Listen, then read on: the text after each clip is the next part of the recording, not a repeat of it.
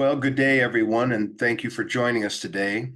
My name is Bill Manning, and I'm Executive Director of ASPI. Our purpose here is to educate individuals about options and remind you that active surveillance is not a treatment, but a management plan. And I would also like to remind you that active surveillance at Patients International is of the position that we are not anti-treatment, but we are anti-unnecessary treatment. So a couple of quick housekeeping measures. Today, we will be playing a pre-recorded video of our speaker. After the video, a couple members of our board will discuss their experience with BPH. We will then open the floor for discussion. And at that time, you can raise your hand button from the bottom of the Zoom window toolbar, and we'll try to call on you. Unless you're called on, please keep yourself muted during the meeting. And a reminder, we are not here to dispense with any medical advice. Nothing said during these meetings or on the video, ASPI, or the audience should be taken in place of consultations with your medical professionals. And again, this meeting is being recorded and it'll be available on our website in approximately 1 week. You'll get an email notifying you when it's ready. And also, if you subscribe to our YouTube channel, you'll be automatically notified when that video is posted. Last item is watching the meeting. If you'll notice in the upper right corner of your Zoom window, there's a button that says View. When you click that, you can switch between the gallery view, which is everyone, or focus on the speaker. We highly recommend selecting speaker, which will help you focus on the topic at hand versus what someone in the audience is having for lunch. So without further ado, we'll have a few quick words from Mark Lichty, our chairman, and then I will begin the video. Take it away, Mark. Well, thank you so much, Bill. And Bill is now our official part-time executive director. I think I mentioned to you all that I had had a stroke 8 months ago, and I'm trying to find my way through that. And we found a need for more momentum in helping men. And our mission is to help men preserve their quality of life. And we can. We have a wonderful board with more years of active surveillance than you can imagine, and so that's that. We want to work with you. We want to today. We want to create a sanctuary here where you can speak your mind, where you can arrive and not have the anxiety that often accompanies active surveillance. We have all kind of reached a place of what I call peaceful vigilance, and you can too. Prostate cancer, once you choose active surveillance, does not have to weigh on you.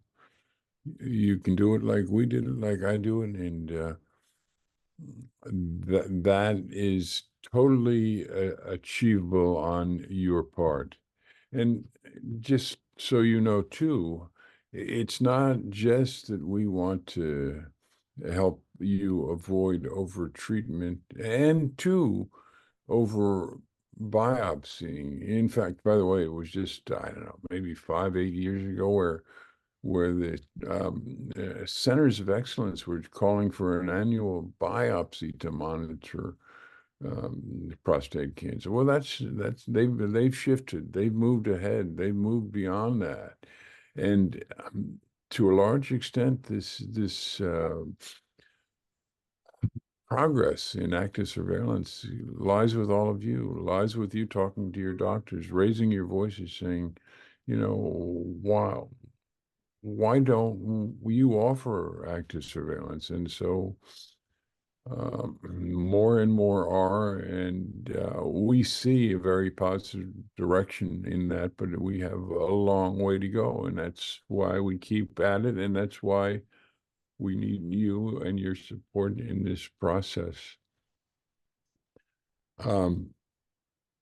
The topic today is BPH/urination. And I'm sure that we've all been in situations where you're in the car and you got a sense of urgency, or what's interesting for me is about when I get home or near home is when my sense of urgency increases dramatically. And in fact, by the way, I've had to start to wear pads because uh, no matter how we do the dance, the last 3 drops go into our pants. And so this is a big issue. I think I've spoken before that because I had nocturia, I probably pee about 3 or 4 times a night. I had fallen down a couple of times going to the bathroom at night. And so I decided I didn't want to do that anymore. So I put a bedside urinal beside my bed. And initially, I guess I was concerned about my wife, what she'd think about it, but that's not a problem at all. And so that's what I do. And I encourage you all just to reduce the risk of falling when you're going to the urinal. It's something that you might want to think about. Um, and how many times have all of you had that sense of urgency, that toe curling sense of urgency, and had to stop on the highway and pull over and check the tire and take a leak while you're checking the tire? We all have, I think, and we all have stories about that situation that we find ourselves in. So we did have a program about, I think maybe back in July or so, with Dr. Elterman. A really outstanding program. In fact, I'd suggest you take a look at that one too, after you see this one, this video. And this video was done in the Prostate Cancer Research Institute. We have a very close relationship with them and are indebted to them in so many ways. But it's their original video, and they're allowing us to show it with you.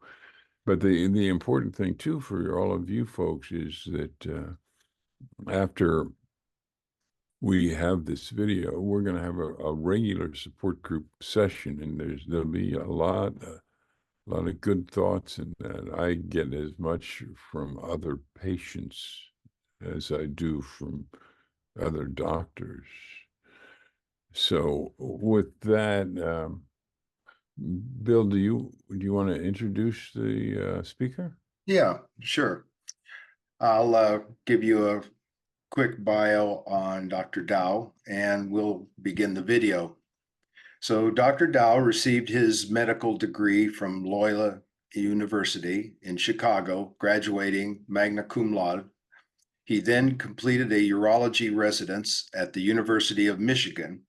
Following this, he pursued subspecialty training in endourology with Dr. James Linkman at Methodist Hospital in Indianapolis. His primary clinical interests include the medical and surgical management of kidney stones, in particular, the endourological management of complex renal calculi. He's also one of the few U.S. providers with expertise in HoLEP, a state-of-the-art, minimally invasive surgical treatment for men with enlarged prostates. His research interests focus on improving the quality of care for patients, as well as understanding outcomes associated with commonly performed endourological surgeries.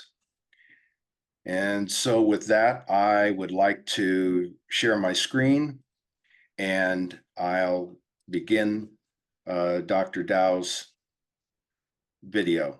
My name is Casey Dauw. I'm a associate professor of urology at the University of Michigan, and I have the pleasure to speak to you today about some of the myriad options for the surgical management of BPH. BPH, I think, as many of our listeners know, is a very, very common phenomena as we age as men. It's estimated that more than 20 million men over the age of 30 are affected by BPH, and the biggest risk factor is increasing age. Indeed, if you make it to age 80, about 90% of men will be afflicted with some form of lower urinary tract symptoms, that being bothersome urinary symptoms. Other risks include things like metabolic syndrome and genetics, though certainly BPH can run in families. But when we really think about moving forward with surgical management, we're talking about those patients who have already had a complication of BPH. And so what I mean by that is, in general, these 5 etiologies. So men who are in retention, right? Someone who cannot urinate and is either catheterizing themselves or has an indwelling catheter. Those who have recurrent blood in the urine, we call gross hematuria. Recurrent infections, those who have formed bladder stones that can be removed at the time of surgery for the prostate, and then those with renal functional deterioration. So when the bladder and obstruction gets so bad that you're starting to see kidney disease, then we really start leaning on patients and offering surgical management. It's really important, this being a surgical management talk, that prior to considering any surgical intervention, that we've offered conservative measures to patients like behavioral changes and medication management before we move to surgical intervention. That's just a caveat here, as again, I'm discussing surgery, recognizing there's a wide range of metabolic and behavioral changes that we can undertake before we consider surgery. This is straight from the American Urologic Association's most recent guidelines on the surgical management of BPH. And I think what's unique about this for patients is that we recognize now as urologists that the treatments that we choose are dictated in large part by prostate size. And so one of the first things that we do after assessing symptom bother and doing a symptom questionnaire, maybe doing some rudimentary tests of the bladder and lab tests, is really to try to understand how large the prostate is. Because for, as you can see, smaller or average sized prostates, you have a whole smorgasbord of treatment options. And we'll touch on many of these things. But as the prostates get very, very large, we really start to think about enucleation, whether that be done via simple prostatectomy or using a various energy source. We'll focus specifically on holmium laser enucleation, or HoLEP, towards the end of this talk. So here's our menu, and I can understand as patients who are coming to see us in the office how this might be a little bit of a daunting prospect, right? It's like a massive menu of different treatment options. They all have their own acronyms, which can make things confusing. So I'm going to try to systematically take us through these different options. And again, spend much of the time talking about the last, which is HoLEP, which is something that I have particular expertise in, and I think is a great surgical option for most men. So kind of beginning with the tried and true method of transurethral resection of the prostate, otherwise known as TURP. Some patients will refer to this as roto-rootering. Essentially, it is one of the longest standing treatment options that we have as urologists, and certainly is a great option for many men. TURP is always going to remain amongst the gold standard of BPH procedures. It is considered to be probably one of the international standards for the surgical treatment of men with prostates up to 80 grams or cc's. And the reason behind that is that there's a long track record of efficacy. There have been multiple randomized controlled trials that suggest and affirm the fact that TURP is a tried and true method to treat men with BPH. We see that this is measured in improvements in urine flow, a reduction in symptom scores. Lower scores equal better outcomes, improvement in patients' quality of life, and better bladder emptying. So again, TURP has been around for a long time, decades and decades. It also is relatively durable. Certainly this is impacted by prostate size, but our long-term data would suggest that reoperation rates, so needing retreatment after having a TURP, are somewhere between 5 to 10, maybe up to 15%, depending on prostate size, at 8 to 10 years. So again, a relatively durable treatment option. TURP is done transurethral, so a scope is inserted through the penis while the patient is asleep, and it can be done in many different ways. What you're seeing there on the right is what's called loop cautery, and this can be done either in monopolar or probably more commonly these days with bipolar cautery. Bipolar TURP is probably done most commonly in the United States and worldwide today. It's safer than monopolar TURP in the sense that we can use irrigation in the form of saline. So it limits some of the concerns with hyponatremia, and we can have more prolonged resection times. Certainly, monopolar TURP is not the wrong answer, but in most people's hands, bipolar TURP is being done. As I mentioned before, the biggest benefit to bipolar TURP is it allows us to use an irrigation medium of saline, whereas in the old days we were using sterile water. And there was a concern that as you liberated some of the prostate tissue and opened up some of these prostatic varices or veins, that you could absorb the fluid, the water, into the bloodstream, and it could result in pretty significant hyponatremia, which can be life-threatening. Nowadays, I think the gold standard, if we're proceeding with a TURP, would be to proceed with a bipolar TURP. I think that this figure kind of emphasizes the fact that randomized controlled trials and a meta-analysis from the European Association of Urology have shown that bipolar TURP is favored in almost all facets over monopolar TURP. So again, it's becoming the standard if we're doing transurethral resection. I will put a slight plug in that durability can be a concern with TURP. This is a study that's looking at reoperation rates for patients that either underwent photoselective vaporization of the prostate, that is commonly known as GreenLight laser, or TURP. And what you can see is this study, not controlled necessarily for gland size, did show that there was a reoperation rate of around 7% or 9% in the PVP or TURP arms at 2 years. So some of the historical data I presented would suggest that that rate is much higher than what we would anticipate. But as prostates get larger, I think that we do often see these reoperation rates in this range. So something to consider in men that are approaching that 80 gram or above threshold for prostate size. So in summary, TURP will always likely remain one of the gold standard treatments for men with BPH. It's performed by more urologists for BPH than any other surgery. It has a long track record of success, predominantly being done using bipolar energy these days. Durability can be a concern and something patients should certainly be considering as they are ferreting out treatment options. I would probably utilize this for a patient who had a small or medium-sized prostate, maybe in the 60 grams or less range, just so that we don't run up against issues with durability. The next technology is very different than the TURP. This is something called transurethral microwave thermotherapy, another acronym for you, TUMT. This is fundamentally different, right? TURP, I said, is done in the operating room, whereas TUMT is typically an office-based procedure. It's minimally invasive in the sense that a catheter is inserted that has a microwave antenna via the urethra, and the prostate tissue is heated and atrophies and dies, with some circulating water that allows the urethra to be protected so that there's no urethral sloughing. There have been several studies looking at TUMT outcomes. They have kind of uniformly showed that there is a decrease in symptom indices.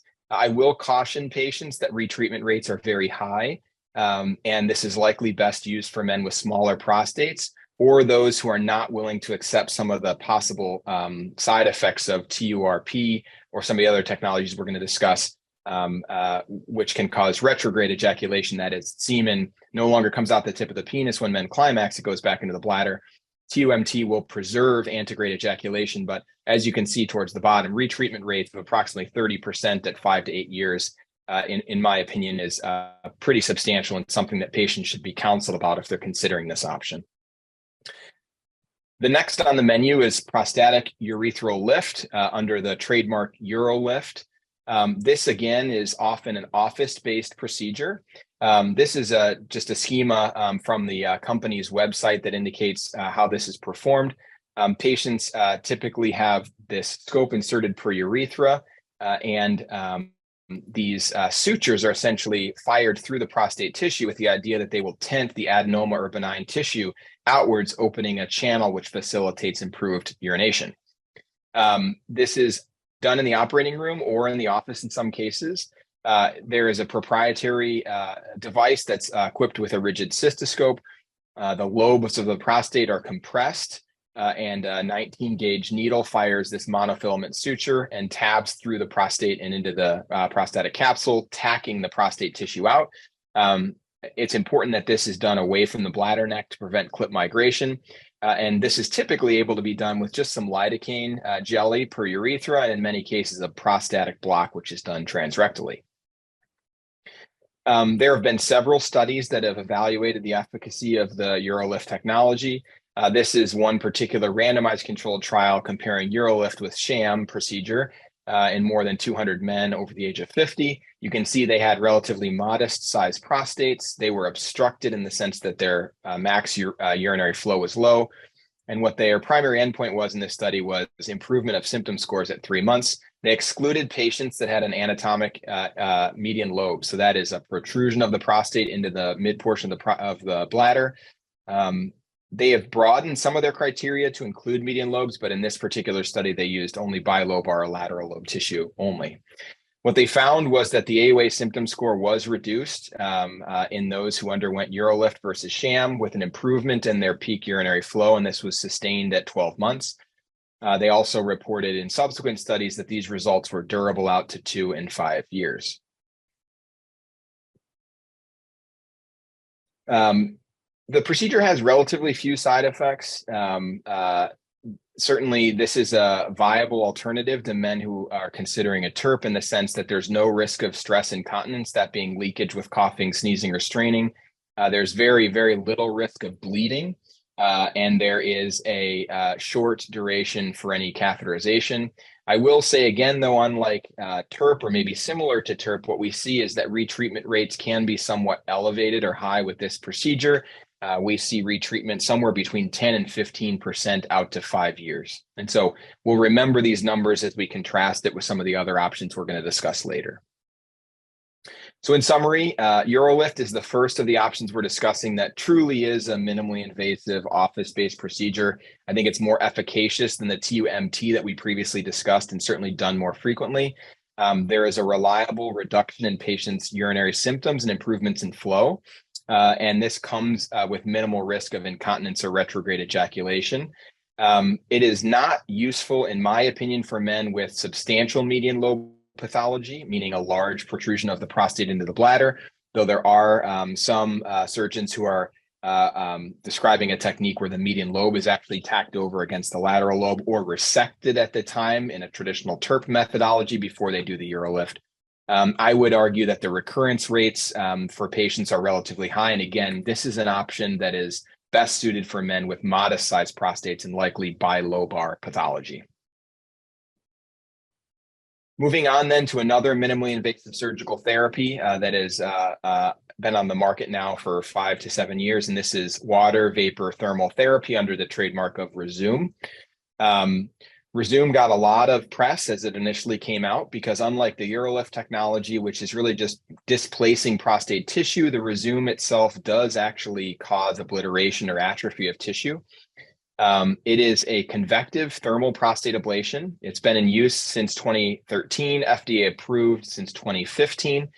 It, like the UroLift, is an office-based procedure. Essentially what it does is cause injection of steam or water vapor into the prostate tissue, which creates these finite zonal areas of tissue atrophy. The procedure itself is relatively brief. Typically, there's somewhere between 4 and 6 treatments that are conducted. Each lasts around 9 seconds and generates a zone of atrophy of around 1.5 to 2 centimeters. Similar to the UroLift procedure, these are men that have prostates less than 80 cc's. But unlike the UroLift, this is certainly an option for men who have median lobe pathology, as that can be treated with its own injections before the lateral lobe tissue is treated. So this is just a picture of the device. It's coupled to a rigid cystoscope. The scope is passed transurethral, typically after performing a prostate block.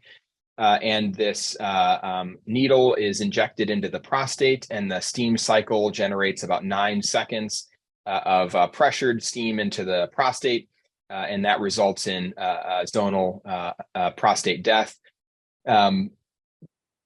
The tissue response typically occurs over the period of months. The lesions do remain in the transition zone of the prostate, which is key. All these technologies that we're discussing are targeted towards the adenoma tissue, benign tissue, which is in the transition zone of the prostate, unlike the peripheral zone of the prostate, where prostate cancer can often develop.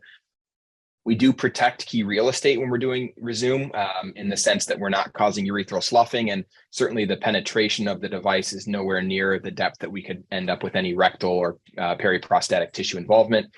And what we see is, unlike some of these other procedures we've discussed, with the exception maybe of TURP, where we're actually taking tissue out, is that we do see volume reduction. So tissue is dying, it's opening a channel, which is why this procedure is effective.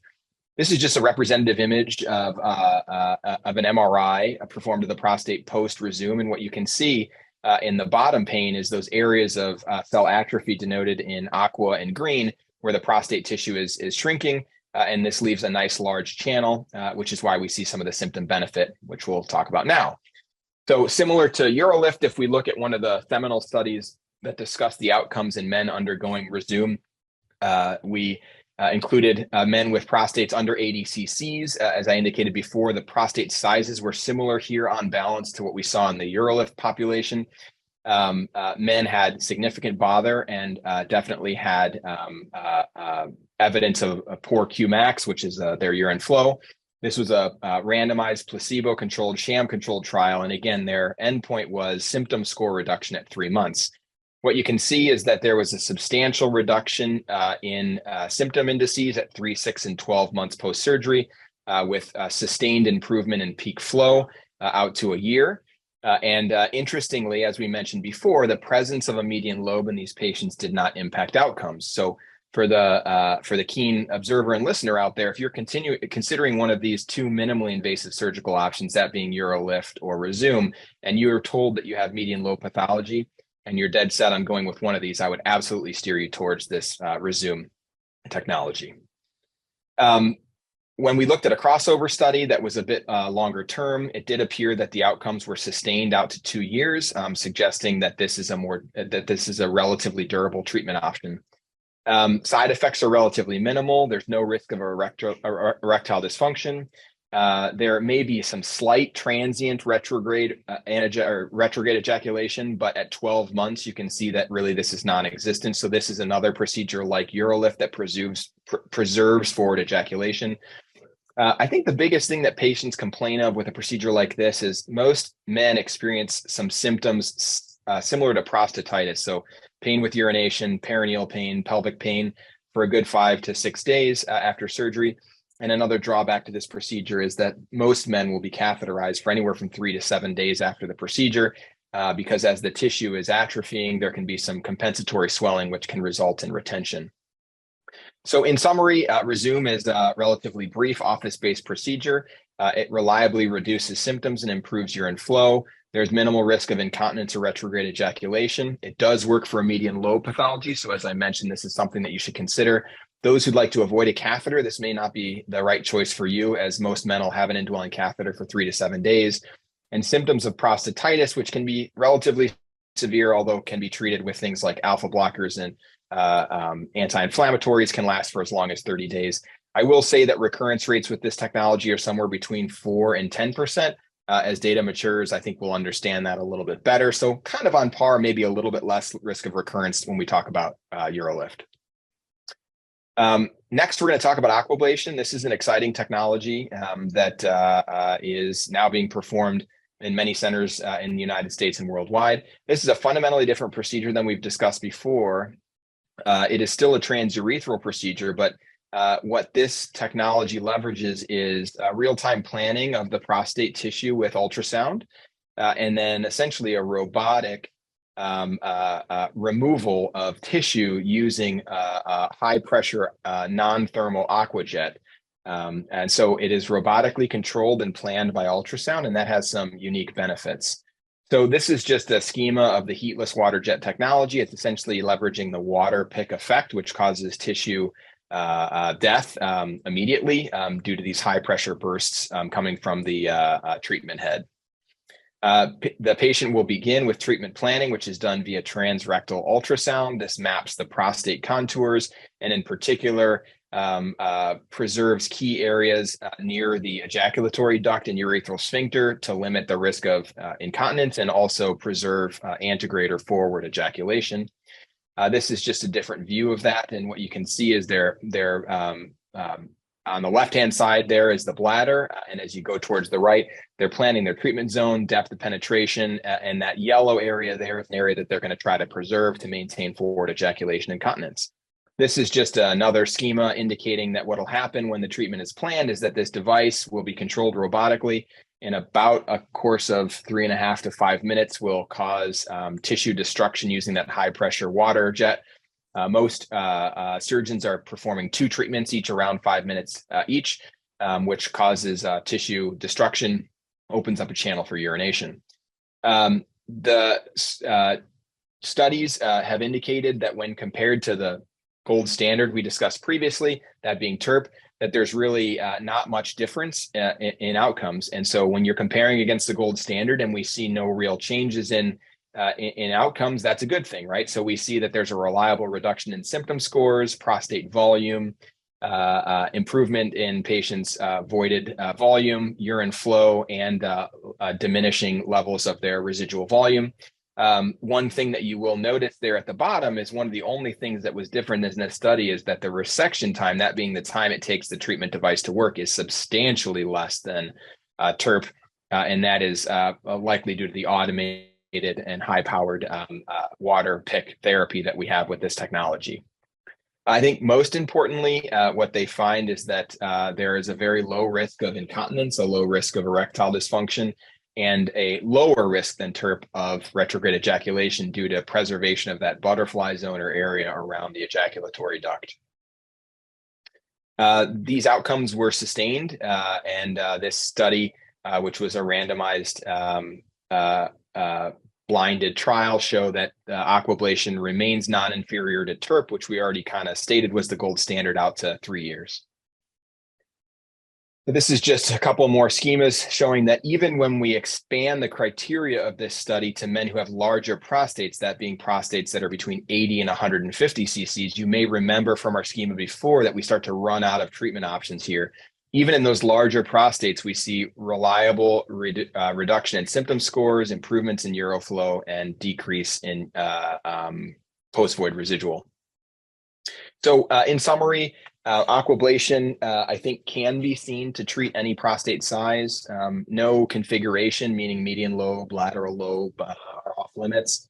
It may provide faster treatment as gland size increases because that's a relatively fixed aspect of things. I will say, in the early days of studying this procedure, patients were managed only with a catheter placed on traction, that being a little bit of tug to act as a pressure dressing to control any bleeding post-surgery. In the early studies, there was an unacceptably high rate of bleeding that required blood transfusions. Nowadays, your surgeon would likely perform what's called focal bladder neck cautery, where a scope is inserted after the treatment cycle and pinpoint cautery is performed, and this has dramatically reduced the risk of bleeding.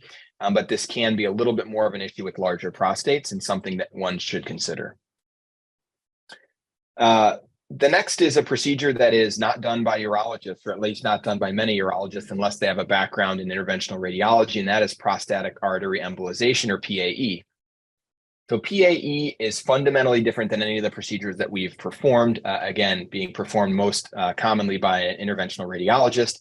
This is a procedure typically done with sedation. So patients just get a little bit of twilight sedation, much like you'd have for an endoscopy or a colonoscopy. Typically, the patients will have a puncture of their femoral artery done by an interventional radiologist. And then essentially, much like we do for revascularization or work with the heart, we're cannulating the vessels that feed or provide blood supply to the prostate. And by blocking those with small microparticles or coils or whatever the interventional radiologist chooses to use, there is blockage of blood supply to the prostate, which results in ischemic necrosis or death of the prostate and size reduction. PAE has been studied in patients with BPH. I will tell you that it is a technically challenging procedure in the sense that it does take a specialized interventional radiologist or one who has a special interest in treating men with BPH.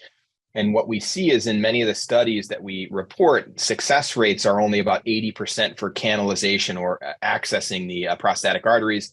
This can be due to variant anatomy, small prostate vessel size, and just some technical limitations. Clinical success, which they defined as greater than 25% reduction in symptom scores, achieved in 80% of patients or more at a month. And this decreases slightly, raising some questions about the durability to around 70% at 2 years. But when you compare this to some of the other options that we have, this does hold some promise. The complications from this sort of a procedure are kind of fundamentally different than any of the transurethral procedures. They're really confined to your area of the femoral puncture and some local tissue reactions. One of the feared complications of this technology would be embolizing an area that they shouldn't, such as the arteries that feed the penis or things like that. They call that non-target embolization. That is very, very uncommon, occurring in less than 1% of patients. In general, in my practice, I consider PAE for those patients that have substantial medical comorbidities. So let's say, for instance, really, really bad heart really, really bad valvular disease, or a patient who can't come off anticoagulation for any reason, as these can be done on anticoagulation. Though, as I'm going to talk about next, this is also an option for men undergoing holmium laser enucleation of the prostate, or HoLEP. I'm going to spend the rest of the talk talking about this technology. This is something that I utilize probably most frequently in my practice. My practice is such that I kind of cater to a group of men who seek me out for this sort of an operation. And I think on balance, it has many of the characteristics of the procedures that we've discussed. But the overall benefit to me is its true durability and tolerability for men. So we'll delve into this as we go forward. So what we're going to talk about here is kind of the key benefits I see to HoLEP, which is that it's effective, it's safe, it's a very durable operation, more durable than I think anything that we've discussed today thus far. It is associated with substantial patient satisfaction, but one consideration is finding the right surgeon, as there is a steep learning curve. We have several studies that have shown the effectiveness of HoLEP. This is a study that was done by a mentor of mine in more than 1,000 patients, of whom 40% came in with urinary retention needing a catheter. 10% had already failed some other prior BPH procedure, whether it be a TURP or a Rezum or GreenLight laser ablation. They were significantly bothered by urinary symptoms up front and had very low urine flow. These are larger prostates. The mean specimen weight that we measure at these procedures in this study was 70 cc's. So this is catering to men with larger prostates, and men had catheters for less than 24 hours after surgery.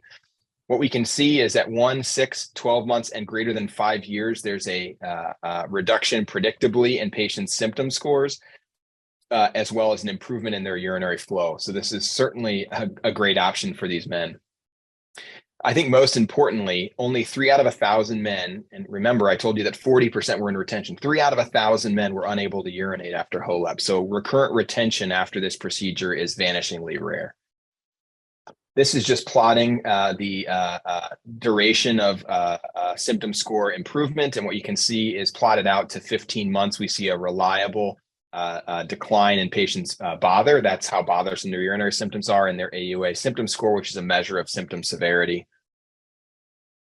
When we compare this to other options such as TURP, we see that there is substantial favorability relative to HoLEP or enucleation versus TURP, indicating that there may be a bit of a changing of the guard here, favoring HoLEP as a gold standard rather than TURP. And I think what's important is that HoLEP is the only minimally invasive approach to show superiority to TURP in regards to AUA symptom reduction or symptom reduction for BPH. You'll notice that the prior studies we discussed with things like Aquablation were related to non-inferiority. This is truly showing that HoLEP has superior outcomes. It's a safe operation. The risk of a blood transfusion is somewhere less than 1%. Bladder injury, which is related to tissue morcellation, is very, very uncommon. Urinary tract infections are uncommon as well. One thing we do discuss with patients is transient urinary incontinence or leakage. I typically quote to men that risk is around 3% at 3 months and drops to less than 1% at 6 months. So it's more of a temporary nuisance than anything else. Risk of reoperation for recurrent adenoma is far less than 1%, which is excellent. And the risk of kind of aggressive healing, or what we call a bladder neck contracture, which is really only seen in men with very small prostates, is less than 5%. As we mentioned before, durability is a concern with many of the operations that we've discussed before. When we're thinking about things like TURP and PVP, which is GreenLight laser, we see retreatment rates of somewhere between, again, 10 to 20% at 5 years. Contrasting that with HoLEP, we see that even out to 10 years, there's reliable reduction in symptom score indices and improvements in urine flow. And this has been highlighted in several studies over the course of time. At a mean follow-up of 5 years in this study, 0.7%, so less than 1% of men needed reoperation for recurrent BPH. So really unparalleled durability when we're considering HoLEP against these other treatment options. And I think this is important. May not be the biggest deal for a guy who's 85 years old and just wants to start urinating again, but men that are in their early 60s who are likely to be around for another quarter century, durability, I think, is incredibly important. I think as important as any of these outcomes we measure on paper is patient satisfaction. And what I can say is that patients are highly satisfied when you discuss HoLEP outcomes versus other men who have had other treatment outcomes. HoLEP patients were more satisfied and harbored less regret about their surgical procedure than any of the other surgical procedures. And this was a nice paper illustrating that. I will say that one of the things that you'll want to find as you're seeking out a surgeon is one who's very experienced. One of the reasons that HoLEP has not taken off, like something like TURP or Rezum or Aquablation or Urolift, is that the learning curve is steep. This is a complex figure, but these are cohorts of 25 patients. And what you can see is that there was a gradual trend towards improved enucleation efficiency that could be read as speed of the operation as time goes on. But it really took, in this particular study, hundreds of patients for a provider to feel comfortable with the procedure. And that is something that should give you pause as you're considering this operation in someone who may be a novice. And I think this is even cemented further when you look at, this is a scatter plot of the case series, and you can see that there were different procedures that were all over the map, in the sense that some of these procedures aligned with being an improved enucleation efficiency over time, but these outliers up here were faster cases, and these down here were slower cases. So it does take a little bit of time. In my experience, this is the procedure that likely has a learning curve of somewhere between 30 and 50 cases for the provider. And so you're definitely going to want to seek out someone who has substantial experience with this operation. I will say that this was a very fascinating study looking at how surgeon experience impacted patient outcomes in patients undergoing HoLEP. And certainly experience over time did correlate with improved operative times, meaning shorter operative times, and preservation of urinary continence. So for men who are thinking about the side effects of this operation, one of the things that we discuss most is this transient incontinence, and certainly having a surgeon whose experience will reduce that risk of potential urinary incontinence. So to summarize, HoLEP is unparalleled relative to these other procedures in that it can treat any prostate size, small or large. It has unparalleled durability with an excellent safety profile. I think it excels for men with larger prostates and those who are going to be around for a while and want durability, but do seek out a surgeon who has experience with this operation, as the learning curve can be a challenge or a limitation. So with that, we'll conclude. I hope what I illustrated to you today is that there are myriad options for BPH surgical management. It can be quite daunting as you're considering again, using the term like buffet or smorgasbord of options here. Each option that we discussed has its key indications and limitations. Some have broader applicability to prostate sizes. I think it's really important that if you're considering surgical treatment, that the urologist has an understanding of your prostate gland size and configuration. As we've discussed, there are certain procedures that may not be suited to those with median lobe pathology or very large glands. And I think as you're considering this, I wouldn't necessarily gravitate to one surgical procedure being the best or the technology being the latest and greatest, but really trusting in your surgeon's experience with each of the procedures, rather than valuing the latest and greatest technology, which over time may not prove to be the best technology. So with that, I'll conclude. For those interested in surgical consultation with us at Michigan Medicine, this is our office contact information. We do offer a wide variety of treatment options for men with BPH, and it was really a pleasure to chat with you today. Okay, Mark. Yeah, well, that was very interesting for me. And so we wanted to share some of our personal experience with you folks. And I'm thinking that after I'll talk, then Bill will talk, then Jeff will talk, but maybe it might be best right after I'm done, if there's any questions you can ask me. And so with each of the people, then you don't have to kind of hold on to your questions. And then we're just going to turn it all over to you guys to seek some support. So my story is that I've actually had 2 green lasers, and then I had a TURP. So what happened with me is probably 15 years ago, I just stopped peeing, and I catheterized for about a month so I wouldn't die, I guess. And I did research during that time. And I decided to do the green laser. Well, that green laser lasted about 8 years. Now, reflecting on my own decision-making process, and this is what I offer to all of you, um, you know, I like the idea of the green laser because it was an inpatient, in-office procedure. TURP was an overnight procedure. I don't like to stay overnight in hospitals. So I got, after the first one, I stopped peeing, then I got a second green laser. And that only lasted for 2 years. And so I can say I regretted that decision because it wasn't adequately researched, frankly. Well, then that failed after 2 years. And then I decided, well, I'll go with the TURP because that's a more thorough evacuation of the tissue, in my opinion. Well, once again, by the way, Dr. Dowd called the TURP the gold standard. I don't know that I would refer to that as the gold standard. To me, what he described about the HoLEP and the durability, I'd almost call that the gold standard.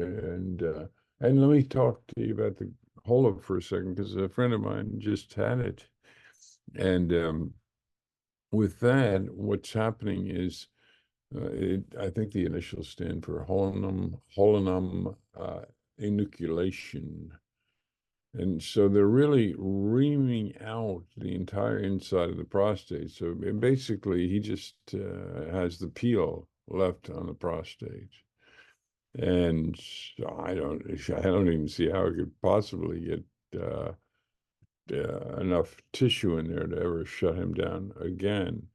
But the unusual thing about this procedure is they actually take the evacuated tissue and they remove it through the bladder. They don't do it through the urethra. So that's a whole different approach they're doing.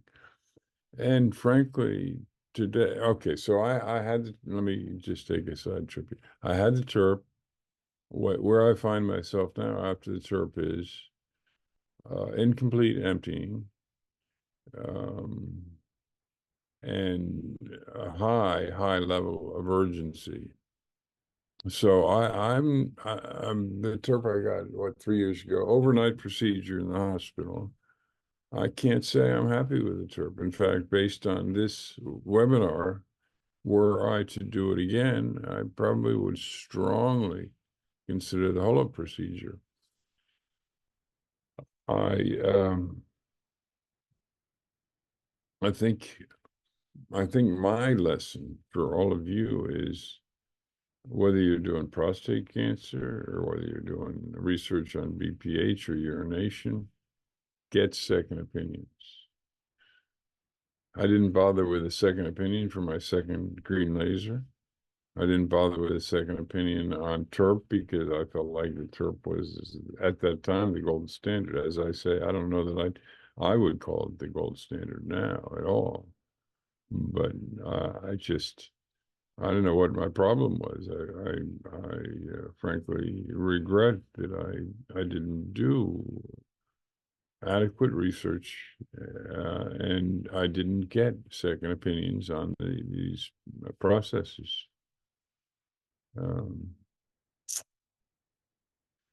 I think. And I actually, so the doctor, after the TURP, I said I was having these problems that I just described to you. And he said, here, let me give you this medication now. I never filled the script, so I don't even know what the medication was, but it was to help urination. But I always worry about the side effects and the interactions, really, with other medications. So I never did that. But I guess, and it wasn't the standard thing. Like years ago, I've been on active surveillance for 19 years. I tried Avodart, at that time. I didn't like the side effects, so that really didn't help me at all. And so I'm kind of anti-medication on this whole thing. By the way, so I don't forget this, let me take a side journey here. So I stumbled across this medication called prostadine, and it's a whole different thing. The theory behind this stuff, I can't recommend it yet because I'm still in the midst of my own test on it. But the theory behind that is that one of the issues with the urination is that the bladder and even the prostate gets coated with calcium or other minerals because for the most part, we have minerals in our water. And over time, then this affects the flexibility of these organs. And so the theory is that this prostadine will alleviate that, and over time will remove that the minerals, whatever the minerals that got deposited. So I'm a little curious for those folks that are out there, if anybody has tried prostadine, I'd be interested in hearing from you too. So that's what I have to say this morning. Any questions? I'm not looking for questions. So Jeff or Bill, if you see any. Well, Jeff, do you want to jump in? First of all, good morning, good evening, depending what part of the world you're from. I'm in Northern California, a moderate-sized town, about an hour and a half west of Lake Tahoe. My experience with BPH has been pretty mild. My urologist told me that I'm basically asymptomatic. Depending what I may drink or consume during the evening hours, let's say after 6 p.m., I am affected by having to get up during the night. This includes wine. This includes teas, any kind of stimulants such as caffeine. And of course, we all like chocolate in our desserts, and I've noticed that can affect me. So I'm pretty lucky with that. So far, my urologists have not recommended that I take any of the prescribed medications, and Avodart was mentioned. There are others, and of course, my general opinion is that almost every drug on the market has a side effect. So if and when, and you should consult with your doctor about any kinds of medications that you might want to include, including supplements or even foods that are recommended. Or in my case, I'm recommending careful what you drink and consume before bed, and you should be okay. I also want to mention that I'm fairly active in terms of a lifestyle. Lifestyle includes diet and exercise and knowledge, something that ASPI aspires to live, learn, and thrive. So I want to acknowledge to all of you that I am a runner and I do go to the gym. That may be helping me. I'm told it does. The research is not terribly specific on that, but it's around. I also, as I indicate, watch what kind of foods I eat. I mean, the obviously would be, drinking a lot of coffee or some kind of a soft drink before you go to bed. In my opinion, it may have an effect on you. So that's kind of my world. Thank you. Well, thanks for that, Jeff. I'll jump in here real quick with a short story, and then we'll open it up to the audience. My BPH has been around for quite some time. I've had a steadily enlarged, increasingly large prostate over the last 10 years. I'm now up to about 120 cc's. That has had a marked effect on my peeing ability. I have tried Avodart. I did it for about a year. I was not crazy about the side effects, and I saw no improvement whatsoever. And I decided that I'd had enough. And so my urologist switched me over to Flomax, which is pretty much a side effect free medication. I can't say that it's really improved my situation, but I guess another way to look at it is perhaps it's kept it from getting worse. The urgency issue is often I have to get up a couple times at night, but I live through that. I put up with it. Something I will bring up that I have tried numerous times over the number of years is the infamous saw palmetto. And I've tried several different varieties of that, none of which have ever worked. And recently I tried a new version, which was purportedly, pardon the pun, but the maybe the gold standard for saw palmetto, being the fact that the majority of the ones that are on the market, you really do not know how much of the actual extract you're really getting. You don't know the purity of it, on and on and on. Whereas this particular brand allegedly had the most pure version you could get. And so I gave it a shot, and there was about, it said that some patients, it takes up to 90 days before you see any improvement. So I figured, well, I'll be sure to give it that 90 days. And I gave it 91 days and no cigar. It did not change anything. And from what I understand, that is pretty much the majority of men that have that kind of situation. Now, that can also be again attributable to what brand they take, how pure it is, and those sort of things. So the moral of the story is I've just pretty much learned to live with it. As Mark mentioned, sometimes it's the old, driving along the road and looking for a friendly bush. Sometimes it's, putting up the hood of the car and pretending you're working on something. There's a lot of very creative ways, always making sure you know where a restaurant is. But I have yet to go with any of the treatment plans that were mentioned in the video. And that's not to say that I won't.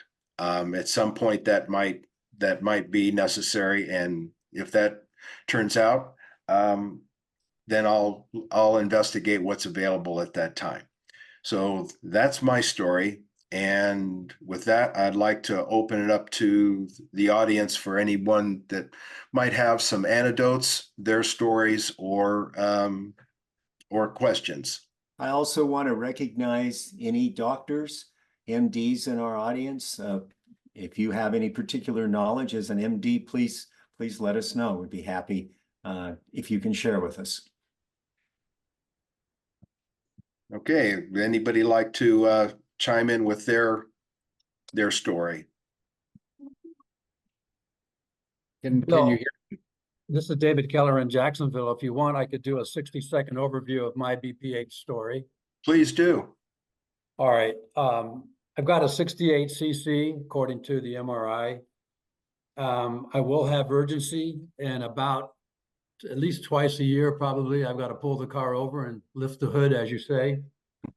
I've got a weak stream. I have delayed voidance, so I always wait a while and then I'll pee some more. At night, 1 to 5 times, about 2 to 3 is normal. I'll use a pee bucket on the side of the bed that's large, stable, looks like a teapot with a longer snout, big belly, so that you can't tip it over. And I don't know if it was mentioned earlier, but that people getting up at night and tripping and falling has cost $1.5 billion to $3 billion in healthcare costs every year. So putting a pee bucket by the side of the bed could save you from a serious injury because you're half asleep and you might trip over something. I tried Flomax. I didn't find any benefit. I was at a conference where someone recommended pumpkin seed oil that includes saw palmetto. I've just now started that experiment, and that's my report. Next person. Well, thanks for that, David. Wayne Zimmerman put his hand up. Wayne, would you like to chime in? Sure. I've just been diagnosed with prostate cancer 2 weeks ago. Gleason 3+3. My prostate is 47 millimeters in volume, and it was detected through a transperineal biopsy. I had had a transrectal biopsy 6 months earlier, which did not detect any cancer. So I am under active surveillance for another 6 months. My PSA score is at 6.5. 6 months ago, it had been at 4.9. So it had gone up a little bit in the past 6 months, which led me to the having the transperineal biopsy. So I'm under surveillance for 6 months, waiting till September to do another PSA draw and go from there. So I've been on Flomax for about 2 years. I really don't have a lot of urinary issues. I get up once a night to urinate, but again, try to control it, like was mentioned earlier, by not drinking too much before bedtime. So I had heard through most of these treatments that if you are detected with prostate cancer, no matter how minimal, that the TURP and the truss and all of these are not applicable, that you have to go pretty much to a radical prostatectomy to remove the cancer. And so again, just trying to educate myself, become better aware of options in September if they find whatever direction my urologist says, that I can respond accurately, and want to find out if anybody else has been in this place, if you have any suggestions. Thank you. Well, in terms of the TURP and holding off on that, well, first of all, you heard my own, this is Mark, and my own story was that I probably wouldn't do a TURP. I'd probably look at a HoLEP. And that, what you said, was the first time I ever heard that. So I'd be surprised if that were the case, that you can't do these processes if you might have cancer. I applaud you for proceeding slowly and carefully. I'm hoping that see, okay. We didn't talk about this, but let's talk about this prostate density. We at ASPI have been working. The PSA is meaningless. That number is meaningless without the number that all the urologists should be giving to you is the PSA density.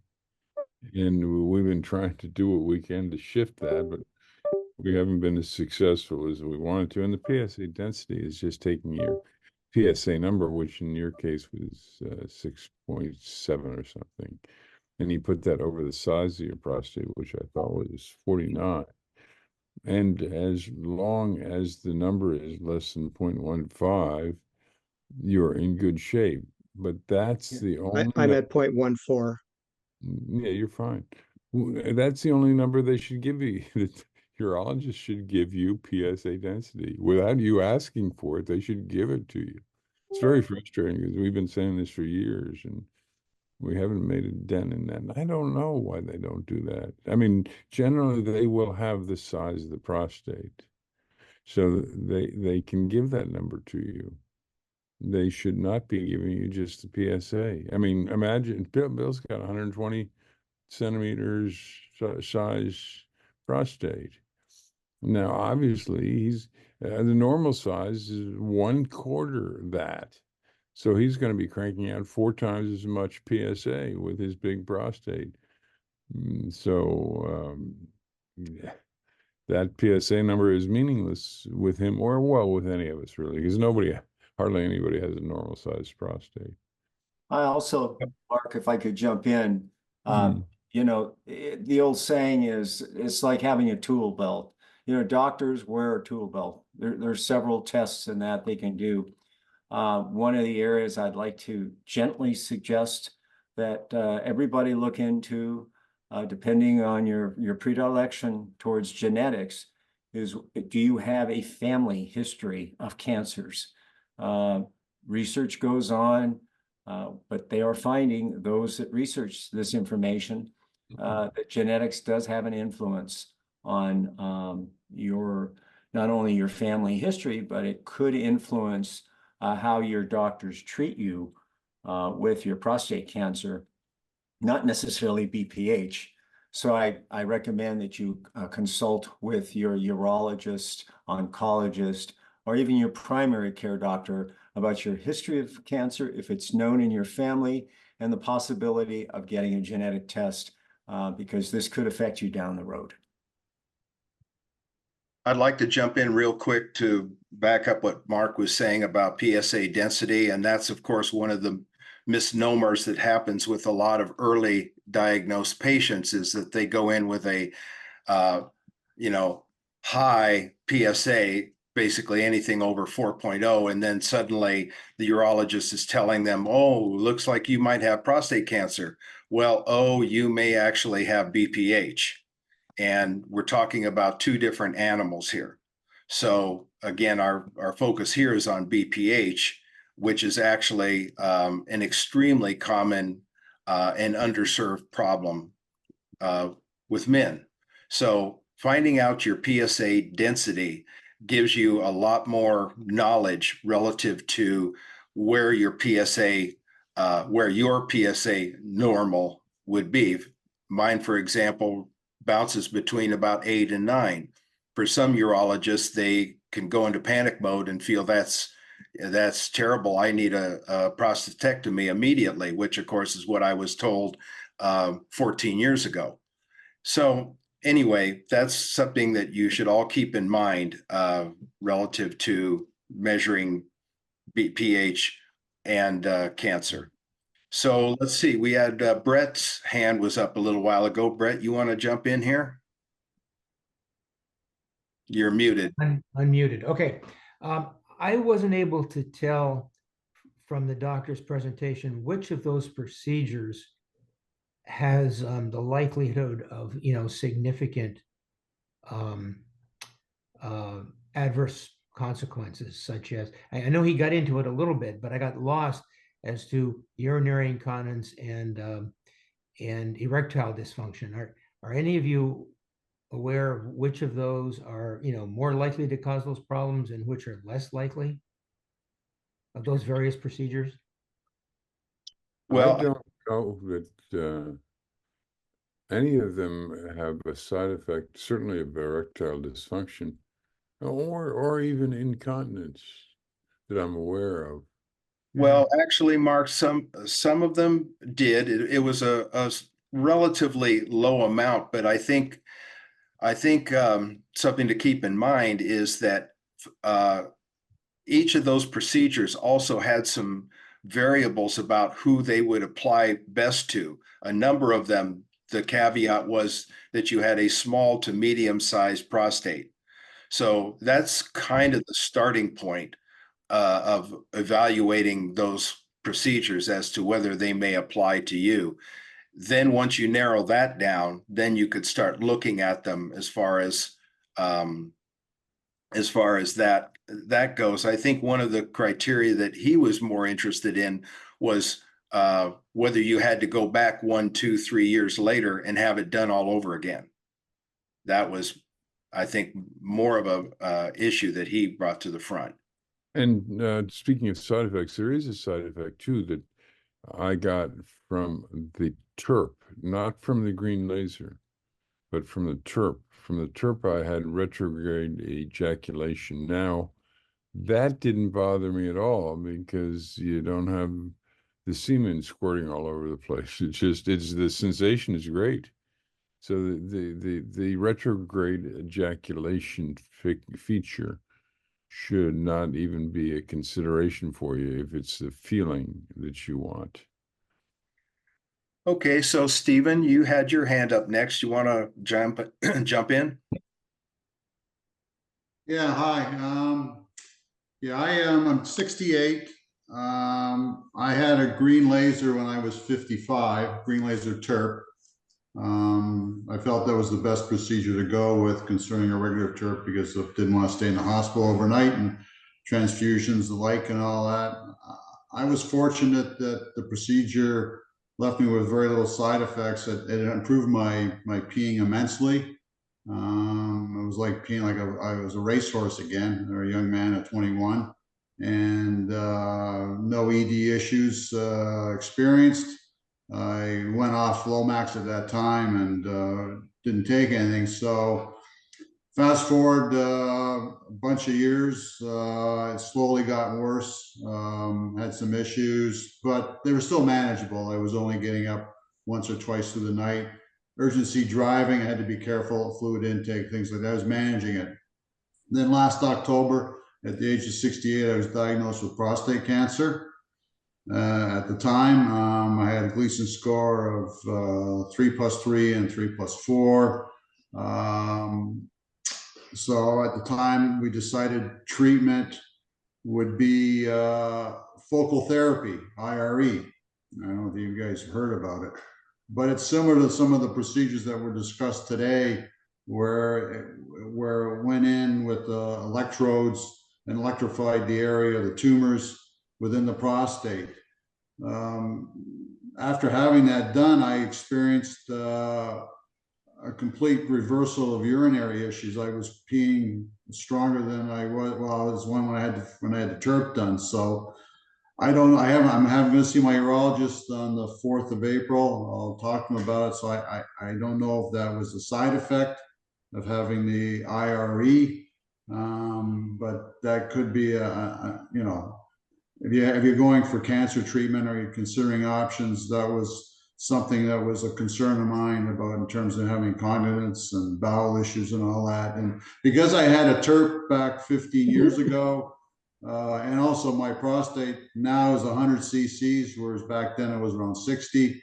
When I had it done, there was concern about issues with the bladder if I had my prostate removed. So this was the best solution for me at the time.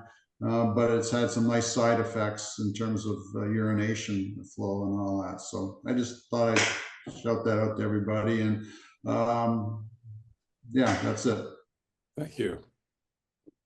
Along those lines, I'd just like to jump in one more time on the focal therapy angle of this. I did look into a procedure of laser ablation couple of years ago for specifically the treatment of BPH. Now, I basically have had undetectable cancer, according to my MRIs, for the last 8 years. So my goal here was just to see what they might be able to do relative to my BPH problem. And I would say that my interaction with the clinic was maybe a bit less than satisfactory, and I felt that there was just a little bit of the high pressure side of things that was I found uncomfortable. But the one thing I would point out, though, is in a situation like that, specifically the laser ablation, that along with some of these other treatments are not covered by insurance.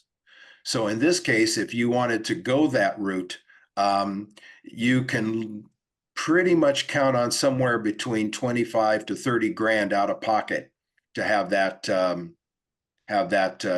procedure done.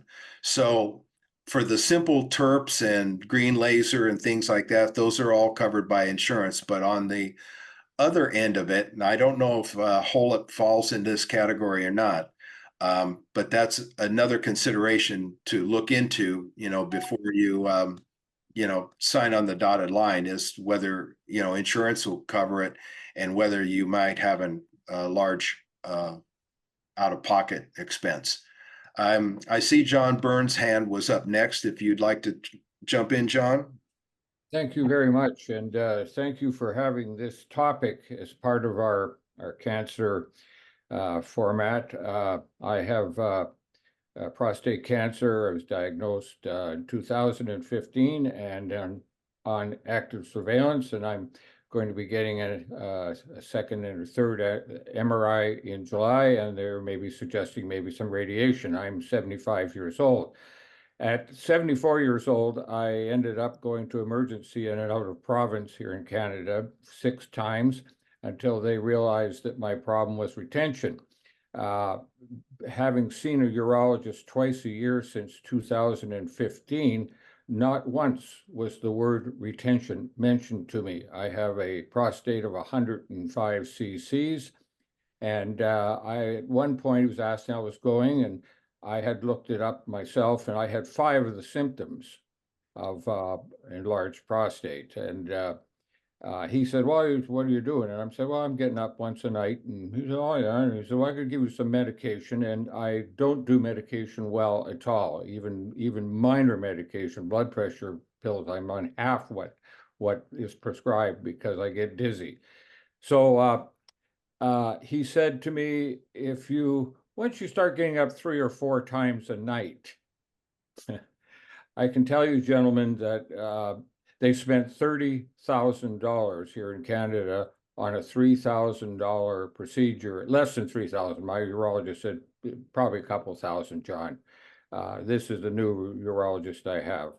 And the reason that they are not prescribing cystoscopies is because I believe it's a delaying tactic. Our waiting lists are so high here in Canada that everything is done on basically an emergency basis. I ended up with a catheter for 2.5 months after those 6 trips to emergency in British Columbia. I live in Alberta. And 2.5 months of that catheter gave me a consistent infections. The catheters themselves make infections. And try to summarize all this, first of all, we do not want to be wearing catheters if unnecessary. I was told by one of the other urologists who I greatly respect that there is for every 3 days you wear a catheter, there is a 10% risk increase of getting an infection. He also mentioned that in France, you're not even allowed outside a hospital with a catheter if you've had any kind of procedure.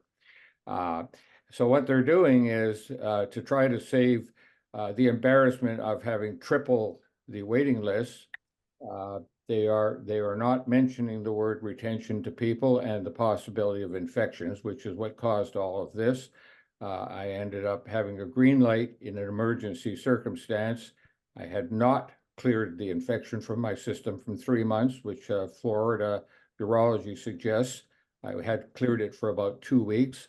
I understand that these infections go deep into the cells and that antibiotics will stop the symptoms and slow it down and kind of knock it out a bit, but it's still there. So I appreciate very much that instead of just focusing on our cancer, that BPH can cause great problems. And I passed out in emergency when I went in I got sepsis and passed out. I had puked 4 times and passed out, and the head nurse at the thing after they saved my life, and just absolutely incredible care. If you get there, if you can get on a bed, you're okay. He said, well, you had about 2 hours to live. And I said, well, you got to add the 2 hours I sat in emergency outside. So my advice to anybody that's getting up even twice a night, go get a cystoscopy. I will not wear a catheter again without yelling and screaming. I'm going through our own health advocacy by the government. I've talked 3 times, and they've told me to go forward with all this information because men are being greatly disserviced. My urologist, who I did the operation, I have complete confidence. I asked him, I said, would I be blowing smoke to say there's 1,000 men in Calgary and 1,000 men in Edmonton here in the province of Alberta that are in need of a cystoscopy? And he said, absolutely. So they're just not telling us the 105 cc, you're eventually going to have retention problems if you don't already have them. And we should check it out to know how bad the symptoms are instead of waiting until you end up in emergency.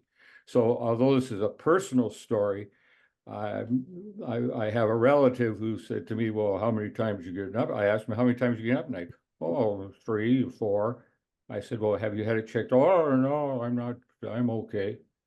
And just waiting for a disaster, because when this thing blocks, it's not on our timing. And if you happen to be up scaffolds like I was at 74 years old, perfectly healthy, feeling like $1 million, enjoying the work I was doing. I'd waited all year to get out to BC to work on this project. And all of a sudden I get an infection. I had no idea what was causing it, because the word retention had never been mentioned to me since 2015, twice a year by a urologist, because it's just it's a burden on the healthcare system to put us through this procedure to, take, and the cystostomy is nothing. It's about 10 minutes. And you get an absolute result of what's going on inside your prostate and your bladder. And I'm very lucky. My GreenLight was, I think, very successful, other than the bleeding out and the infection after the operation, which, again, like I said, probably wouldn't have happened had I had this GreenLight in a timely manner, not waiting until it's in crisis mode. So thank you so much for focusing on this. Our group here in Edmonton, we have a men's prostate cancer. The fellow that's running it has agreed with me. We need to get one of these guys in and talk to us. But I don't think they really want to tell us we all should be down for cystoscopies tomorrow. And that's what anybody with a prostate that's enlarged should have at a reasonable time when the problems start of getting up in the night. And thank you, one last thing, to the men that talk about falling. I'm 75, and I don't have a lot of dizziness except for the blood pressure, half a pill I take, 12, whatever it is, milligrams. But it has warned me. And when I get up at night, I actually take a pause and get my feet on the ground. And I'm not sure I would have thought of that if it hadn't been a couple of men here that have mentioned the dangers. So sorry to go on so long, but remember, Alberta, the one thing I love now is my fact that you spent $30,000. I have the actual bills, $10,000 in doctors, and they say about $1,000 a day for emergency care, and that, which was 13 days. And my insurance total cost in this was about $9,000, went through my private insurance. So I'm up around 30 grand.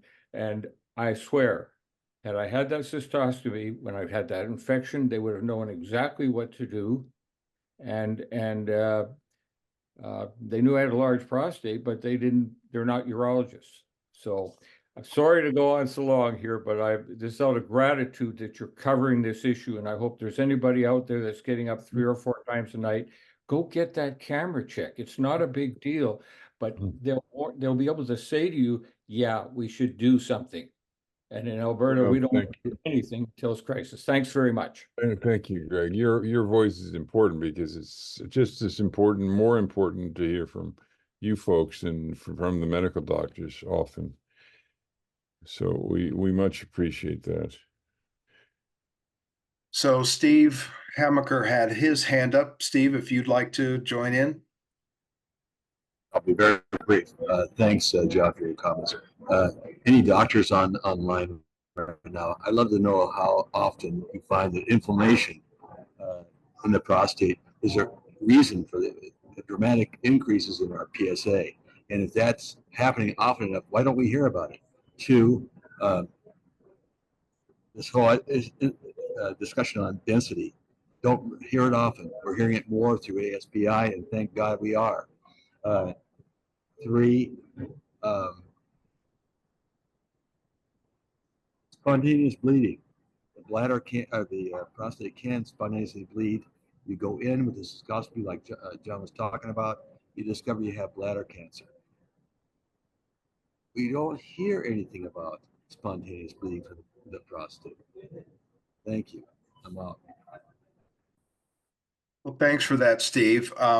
Actually, just to backtrack for a second on John's cystoscopy comment, I had one when my prostate was probably in the 80-90 range. And I don't need to go into the details of it, but we discovered there was nothing horrible going on, but there were some areas to keep an eye on for the future. And it isn't a big deal. The procedure is pretty quick, and it gives you a wealth of information.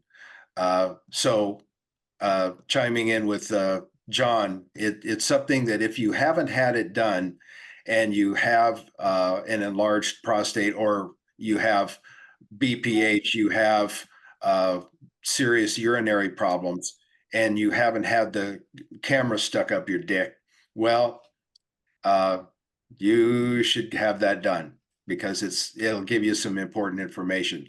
Now back to Steve's question, as far as the PSA rising, that's kind of a whole topic in and of itself, and we probably don't have time to go over it here. We're getting close to the end of our meeting, but BPH is probably one of the prime candidates of that, but there's other things that can affect PSA too.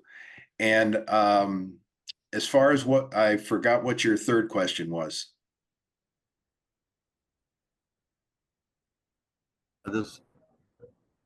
Spontaneous bleeding.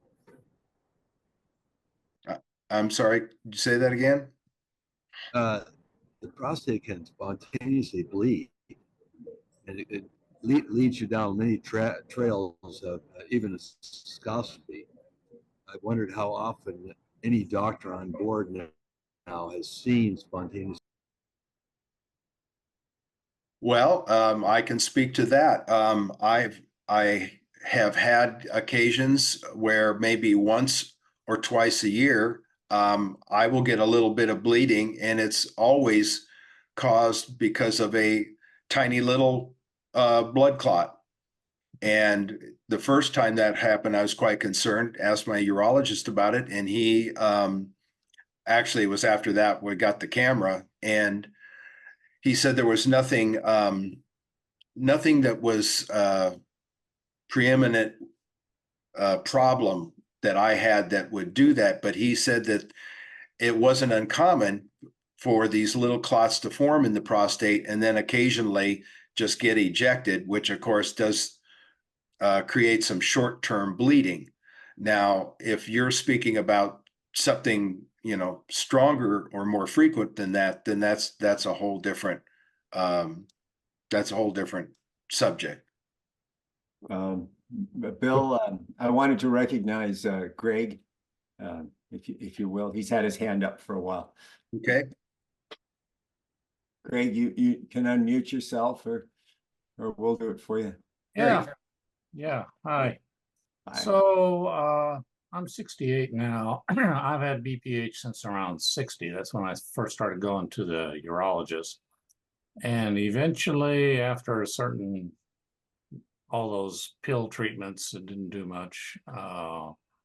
My prostate size got up to around 80 cc. And he said I was at the high end, but we went ahead and did a Rezum treatment. And I did, he kind of touched on it briefly, but he didn't really get into it. When I had the Rezum, the side effects, once they removed the catheter, was tremendous urgency. My God, when it hit, it was like immediately, you had to void immediately after the Rezum thing. And once I finally got through the doc, he gave me some pills, which helped to relieve that. And gradually I recovered, and there was an improvement. There was definitely an improvement in the stream and the reduction. Now, as time has gone on, that was maybe 5 years ago. So then as time has gone on, my prostate continues to grow to trophy size. Now it's up to around 135 cc. And I go about twice a night, depending on what you drink after 6 o'clock, as one of the other gentlemen discussed.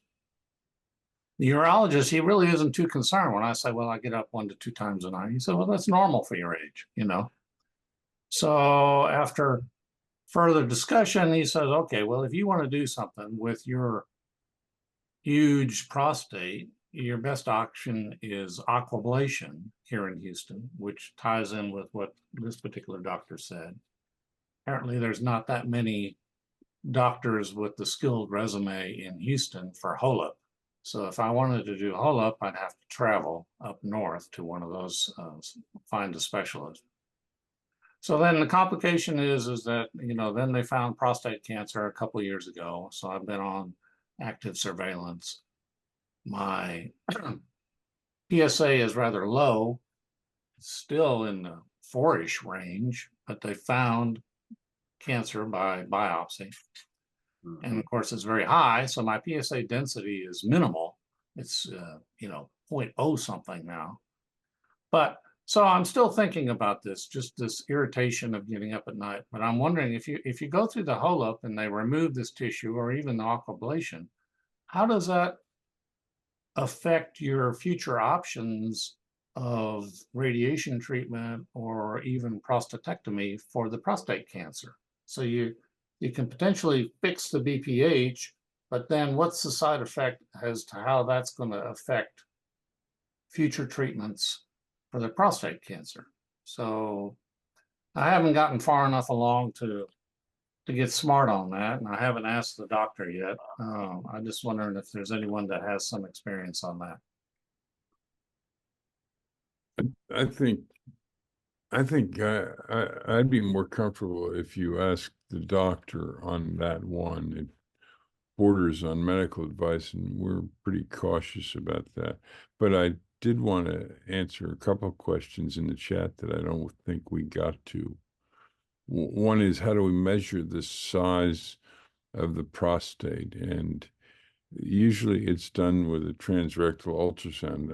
Ultrasound tells us that. Now, what's happening too is it's a kind of an interesting thing, because generally we're finding that the transperineal approach to biopsy is much, much safer. In fact, over in Europe, they don't even really use the truss biopsy anymore.